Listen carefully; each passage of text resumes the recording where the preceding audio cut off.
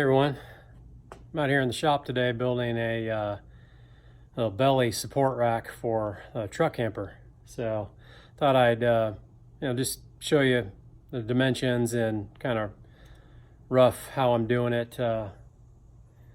If you wanted to make your own, you can adjust the measurements or whatever for the height. I'm going about 26 inches high in the front and 24 inches high in the back, so it's got a little bit of tilt for my driveway. That way it sits level when I lower the camper onto it. So show you what I got going on here.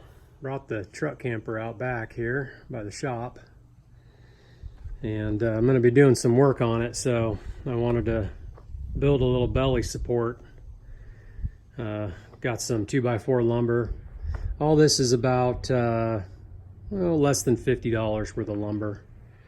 So got 8 foot by 4 foot, so 8 foot long by 4 feet wide belly support, and I'm going to this is it's laying on its top, so this is the bottom.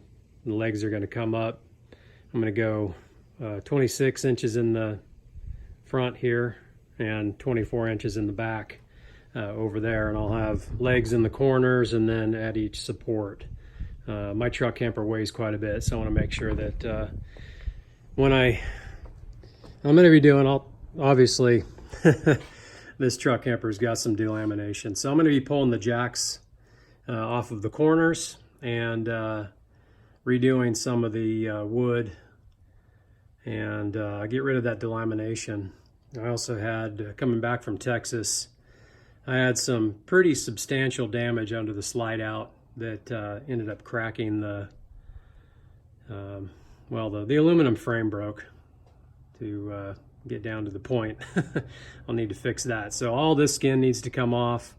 I'm going to re-weld the aluminum frame and add some additional support under the Slideout, make it real nice and strong. I'm also going to get rid of some of the delamination toward the front. I've got my work cut out for me in the next several weeks to come. I'm just going to get this thing up on belly supports, and that way I can pull the jacks one by one if I need to, to replace the any of the corner wood that's rotten underneath the pylon.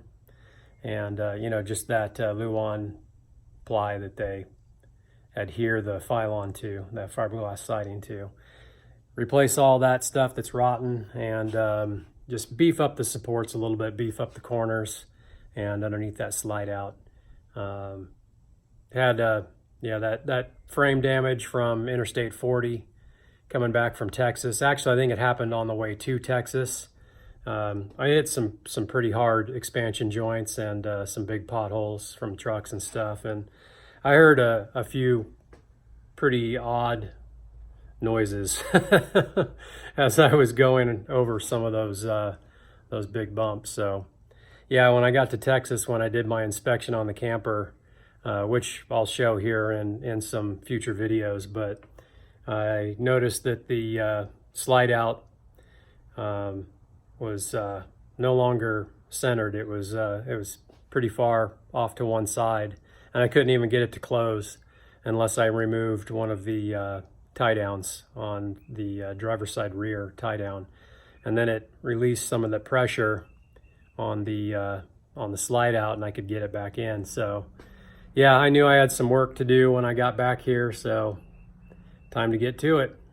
Anyway, I'll show you guys what I'm doing here on this belly support rack as I get going on it. And like I said, if you want to build one for yourself, it's a great way to just store it, nice and stable when if you put it out in your driveway or whatever. And you can use it when it's off the truck without it swaying back and forth or rocking from the camper jacks. So, all right, I'll get to it. All right, so again, it's 8 foot by 4 feet.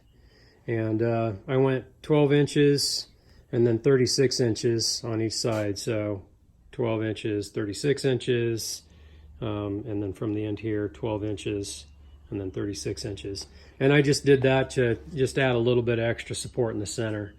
Got everything glued and screwed together, and I'm gonna add some corner braces on the top side once I get the legs on here and I get it flipped back over, I'll add some additional kind of gusset supports in there. So it'll be good and sturdy. I'm going to use the rest of this lumber to build the legs. I've already got a few cut here. Those are the 24s, and get some 26s cut out of this, and get it all put together and get it under the camper.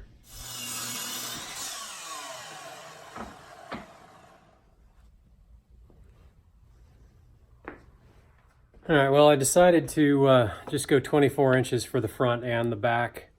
I'm not going to put it on a slant like I originally thought I was going to, with 26 inches in the front and 24 in the back.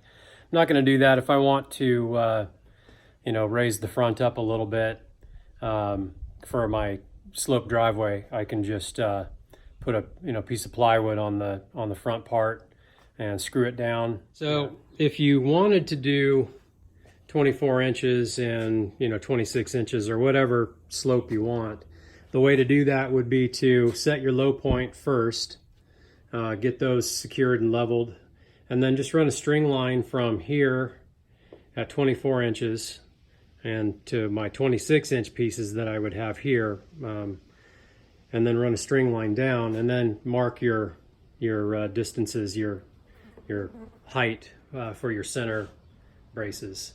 That's how you would do that.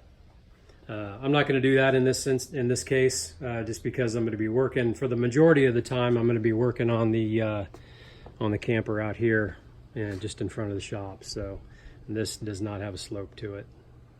So before I get the last couple screws in, I put my square up against the bottom of the platform to the first leg, and get it nice and square, and then I'll secure that second screw.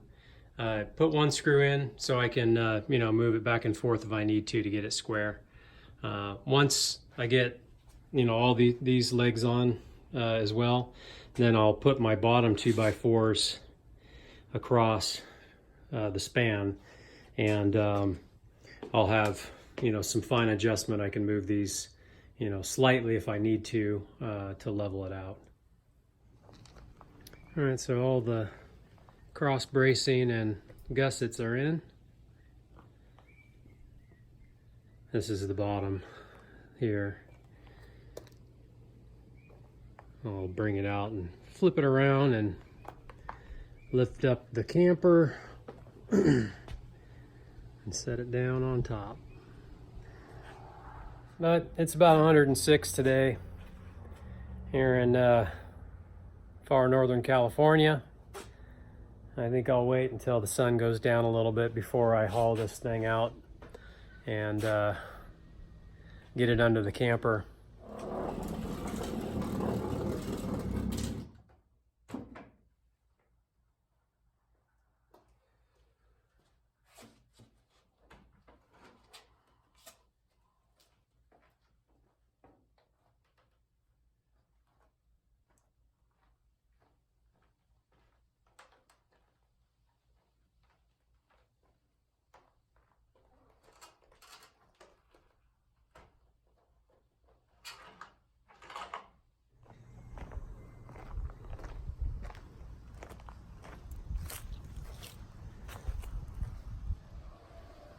All right, it's cooled off a little bit, so we lifted the camper and put this thing under.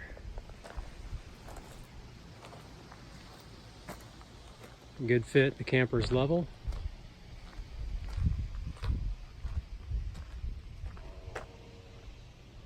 All ready to go. Start tearing things apart tomorrow. I put in some cross bracing and some gussets.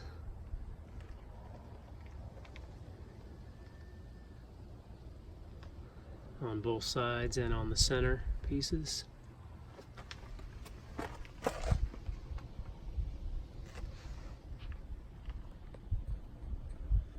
I use this marine adhesive seal, and this stuff is really good.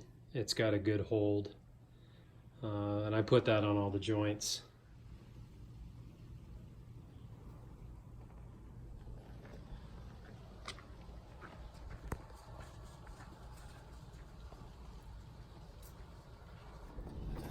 You probably won't be able to see. Well, yeah, you can.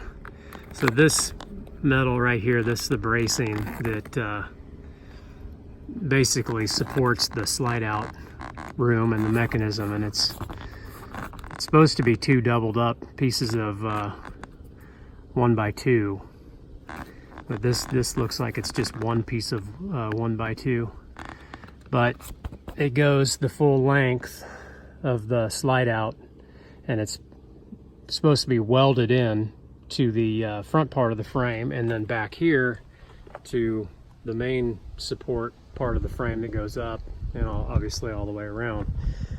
This weld is busted back here, and it looks like the weld up there has busted also. So this this siding's going to have to come off, and I'm going to have to look at re-welding, reattaching. So I think I'm going to weld and use some metal supports, like some Simpson ties on the inside, and on the back side, maybe one on the front side, to bolt these two pieces together. So the support metal, the structure underneath, to the main structure of the camper, which, you know, runs underneath and back and up. So it's going to be a little bit of work, and I don't know if I have to take out the slide out room or not, but I'm hoping that I can do it with the room still in. I don't think it's really that difficult if I build a support structure out here and pull this, you know, pull the inside T-molding off, and then we can lift this slide out onto a support table out here and just have it sitting out here so I can access all the stuff underneath. So because I want to replace all this wood with new, and reseal everything really well and replace all the bolts. The slide room itself is in good shape. There's no rot on the bottom at all. There is a little bit on the top front corner, or sorry, the top rear corner right back here. It's a little bit soft. It's not too bad, but it is starting to rot a little bit. So maybe I'll attack that when I've got the room out as well. Well, that's really about it. I'm gonna end this video here for the night, and I'll get a start back on it tomorrow. Hopefully dig into it enough to see what I've got to do, what metal I need to buy, and if I need to do some aluminum welding or anything like that. Borrow a TIG welder from a buddy of mine, or even have him do it for me, just to weld up those pieces again, and then I'll clean them up and put the metal support brackets on the inside and outside. So, but we'll see what needs to be done, and I'll bring you guys along.